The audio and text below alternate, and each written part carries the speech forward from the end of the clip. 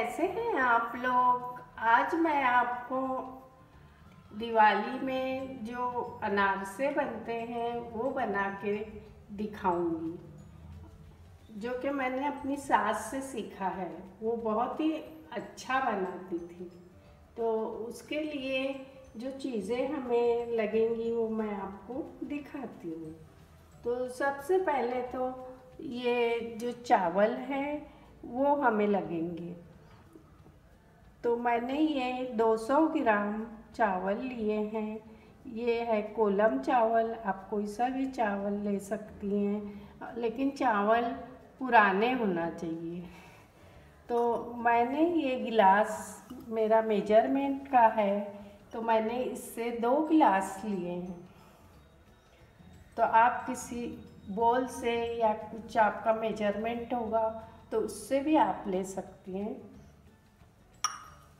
और उसके लिए हम और ये है खसखस जो हमें लगेगा, और हमें ऑयल लगेगा। तो अनारसे बनाने का हमारा पहला स्टेप ये है कि हम ये चावल जो है हम 3 दिन भिगो के रखेंगे। तो मैंने ये चावल पानी में भिगो के इस तरह से रखा है, और आज तीसरा दिन है तो मैं इसका पानी निथार दूंगी और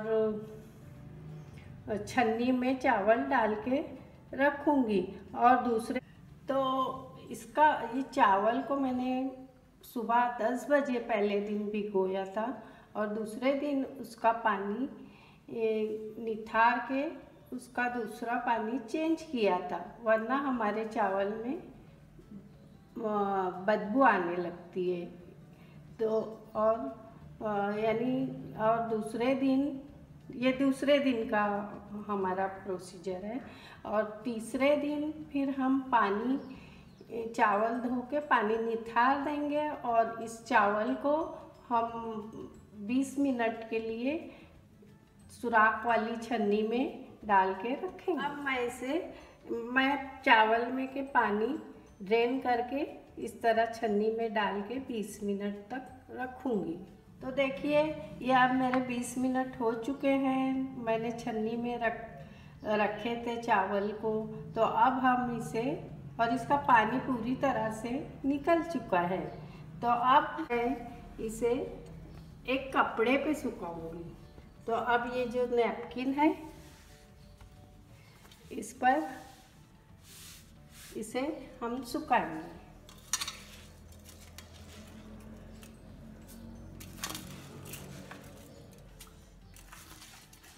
और इसे धूप में नहीं सुखाना है, हमें इसे इसी तरह छांव में सुखाना है। चाहिए तो आप फैन लगा कर सुखा सकते हैं, लेकिन छांव में ही सुखाना है इसे। मैं अब इस टॉवेल पर आप कोई भी किचन नैपकिन ले लीजिए और उस पर इस तरह से सुखा दीजिए, और इस तरह से उसे फैलाइए ताकि वो सारा पानी जज़्ब कर ले टॉवेल।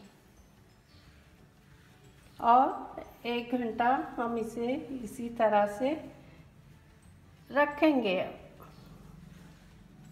इसे हमें बहुत ज़्यादा भी सूखने नहीं देना चाहिए, थोड़ा गीला भी रहना चाहिए। सिर्फ इतना ही है कि इसमें का पानी जो है वो पूरी तरह से ये टॉवेल जज़्ब कर ले, बस इतना ही सुखाना है। तो देखिए मैंने ये सब चावल टॉवेल पे से निकाल लिया है, और ये चावल जो है पूरी तरह से एकदम से कड़क नहीं सूखा हुआ है, सिर्फ पानी जज़्ब हुआ है, थोड़ा थोड़ा सा गीला है, जो कि ऐसे रहना चाहिए। और अब मैं इसे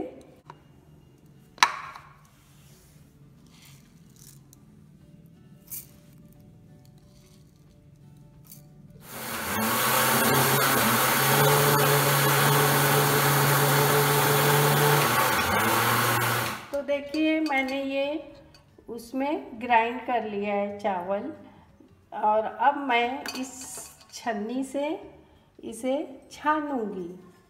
और जो मोटा मोटा निकलेगा उसे और एक बार छानूंगी। तो इस तरह मैं थोड़ा थोड़ा इसमें डाल के इससे बारीक आटा छान लूँगी।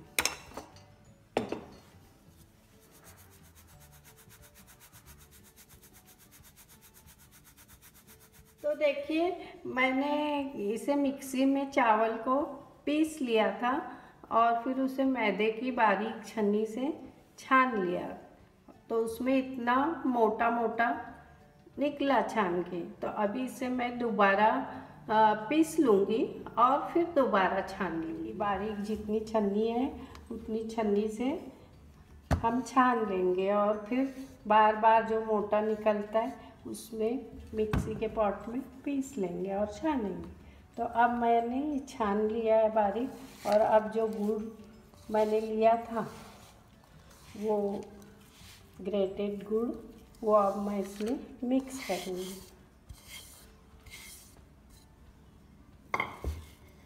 तो अब ये आटा और ये जो है आटा और गुड़, इसे हम अच्छे तरह इसमें मिक्स करेंगे। इस तरह हम इसको अच्छे से मिक्स करेंगे और ऐसे ये अच्छी तरह गुड़ और ये मिक्स करना चाहिए हमें। इसे ऐसा मल मल के लेंगे और इसके हमें गोले बनाना चाहिए। जब तक के ऐसे हमारे हाथ से गोले नहीं बनते हैं, जब तक हमें ये दोनों को अच्छे से मलना चाहिए।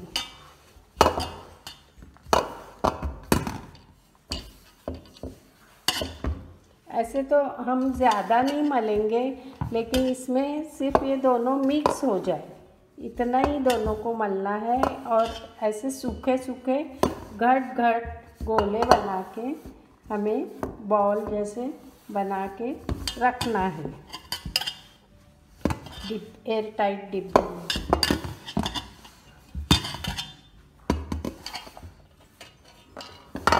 तो देखिए इस तरह से ये अब गोल बॉल जैसा हो रहा है।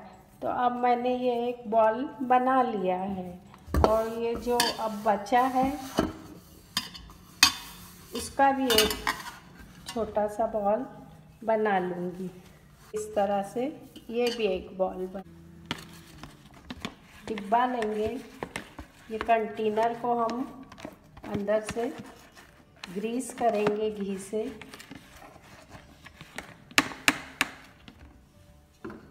और इसमें ये जो बॉल है, ये जो आटा गूंदा हुआ है, हम उसमें रख देंगे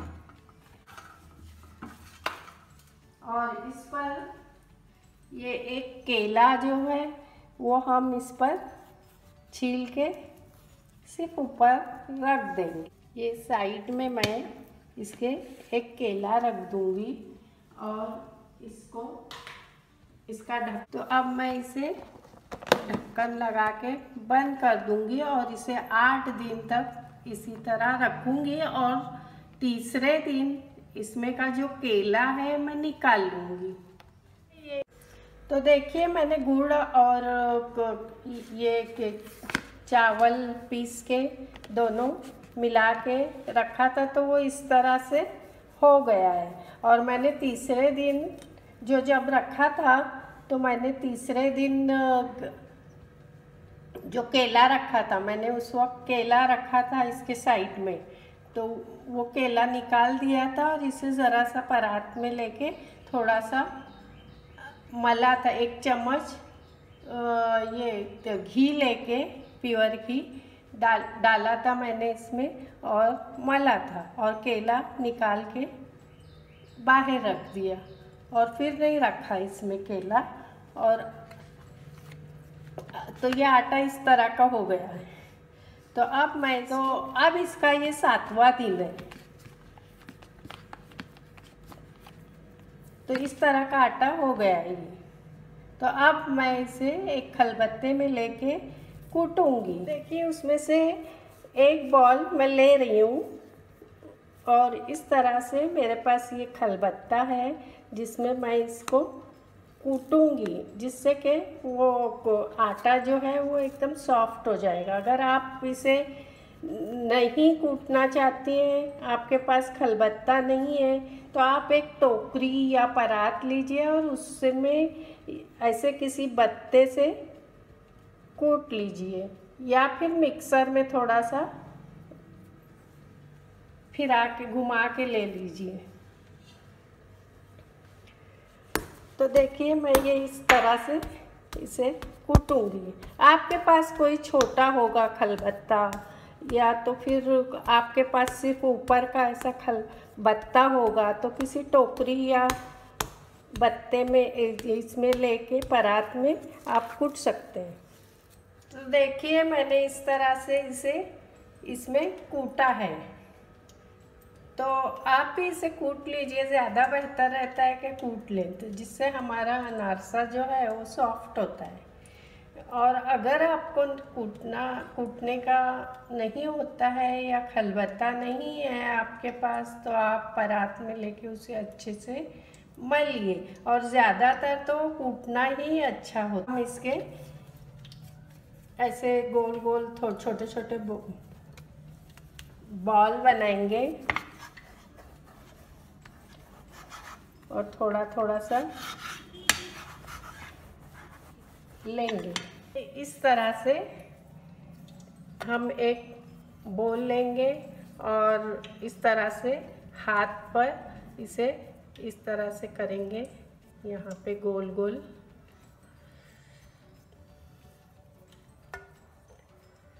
और इसे तो मैंने यहाँ पर थोड़ी खसखस डाल दी है और अब मैं इसे उंगलियों से इस तरह करूँगी।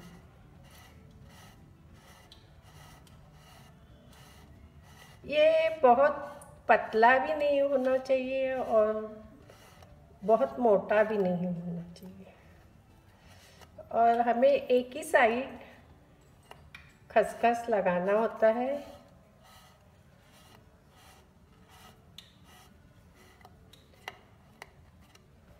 आप चाहे तो तेल भी लगा सकते, उंगलियों पर तेल लगाइए।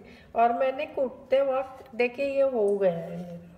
देखिए मैंने ये कढ़ाई में तेल डाल दिया है और अब वो गरम हो चुका है। यानी हमें तेल को मीडियम ही गरम करना चाहिए। और आप चाहें तो इसे घी में भी फ्राई कर सकते हैं। तो अब मैंने ये गैस स्लो कर दिया है और ये अब मैं ये अनारसा है जो खसखस की बाजू है वो ऊपर डालूंगी।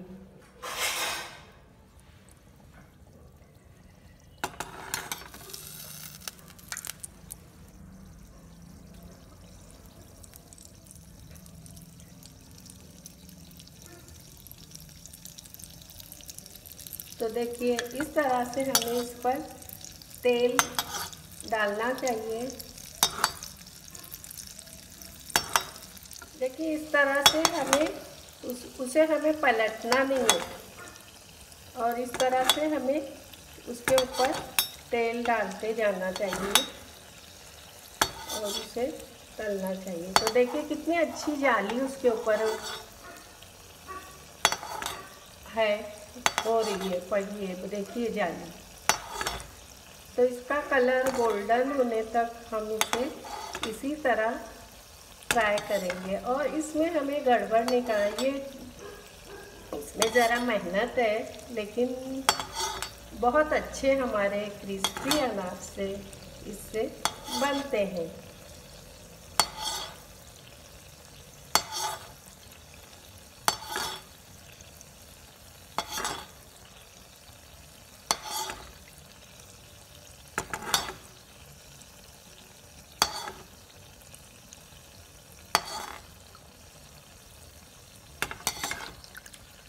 इसे मैंने फ्लेम भी स्लो कर दिया है।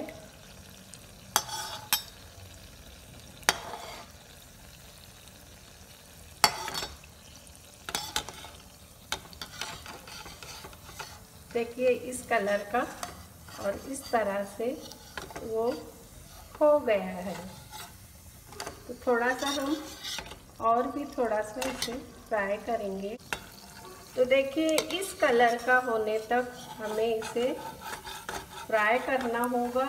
और देखिए कितनी अच्छी फूली है ये, फूला है ये अनारसा, और कितना जालीदार अनारसा दिख रहा है। खाने में भी उतना ही टेस्टी होता है ये।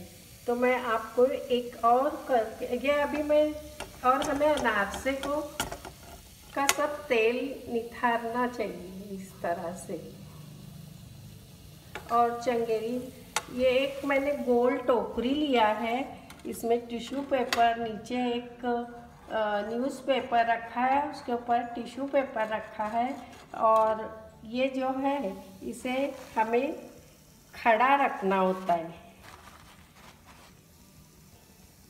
ताकि इसका तेल पूरे अच्छी तरह से टिश्यू पेपर में निथर जाए। और ये थोड़ा ठंडा होने के बाद बिल्कुल क्रिस्पी हो जाता है। ये दूसरा बॉल लिया है और इस तरह से मैं इसे बना रही हूँ।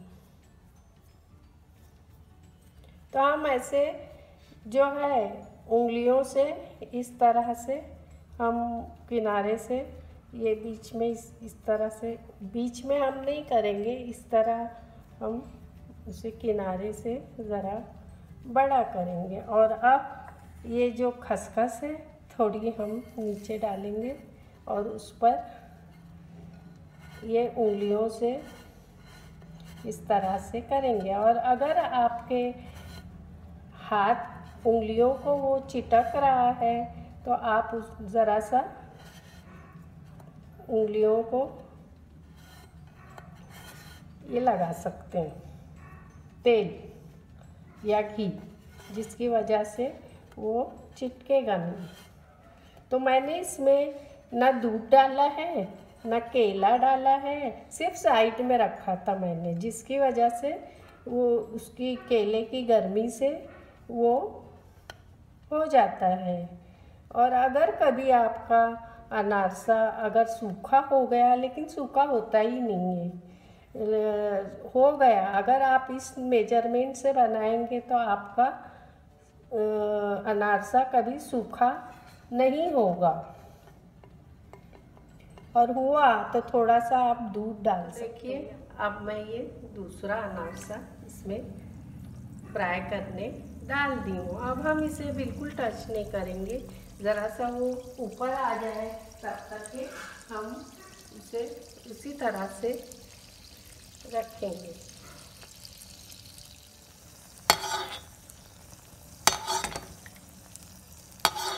देखिए अब इसका कलर इस तरह से हो गया, और कैसे वो फूल रही है, खुद ब खुद वो फूल रही है। मैंने उसे कुछ भी नहीं किया है। वो नीचे से भी ब्राउन हो रही है और ऊपर से भी। हमें तेल भी थोड़ा सा इसमें ऊपर तक जाना चाहिए, इस तरह से डालना चाहिए, और फिर से ऊपर से भी इस तरह से तेल उस पर डालना चाहिए। देखिए इस तरह से ये जालीदार अनारसा बन के रेडी हो गया है। और ये जब तक गरम रहता है ना, जब तक वो एकदम सॉफ्ट रहता है, लेकिन जब ठंडा हो जाता है तभी वो क्रिस्पी बनता है। तो इसका तेल निथरने तक हम इसे ऐसे रखेंगे। और फिर इसे इस टोकरी में इस तरह से हम खड़ा करके रखेंगे। इसे हमें इसी तरह रखना चाहिए, इसकी वो एक तरीका होता है उसका रखने।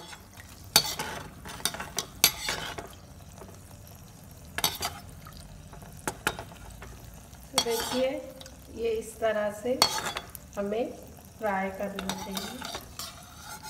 देखिए ये हो गया है। इस तरह होने के बाद हम इसे निकाल लेंगे और इस तरह से रखेंगे थोड़ी देर, ताकि वो पूरा तेल निथर जाए उसमें।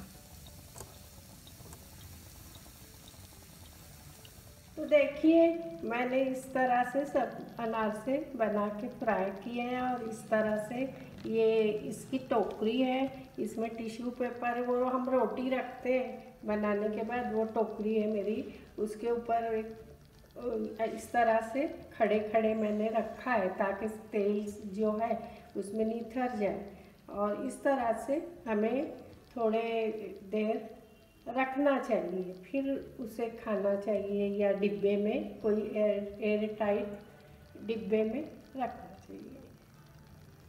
तो और ये आटे को हम 6 महीने तक रख सकते हैं, और जब तक के हमें जब चाहिए, जब थोड़ा थोड़ा आटा निकाल के उसका हमें जितना चाहिए उस वक्त उतना ही आटे का बना सकते हैं हम। अभी मैंने जो आटा बनाई थी उसमें का आधे आटा लिया था और उसका बनाया तो वो इतने बने। तो देखिए ये मैंने उस चंगेरी या टोकरी जो भी आप कहते हैं रोटी रखने की, तो उसमें इसे रखा था, तो मैंने आधा घंटा उसी में रखा था इसे, तो वो इस तरह से क्रिस्पी हो गया है। देखिए अब ये कड़क हो गया, और ये दूसरी साइड देखिए इस तरह से हमें फ्राई करना चाहिए।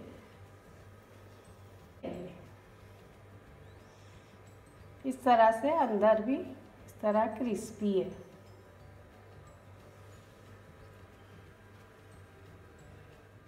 तो आप भी ज़रूर बनाइए और मेरे वीडियो को लाइक कीजिए, शेयर कीजिए, सब्सक्राइब कीजिए, कुछ कमेंट कीजिए। चलिए अल्लाह हाफिज़।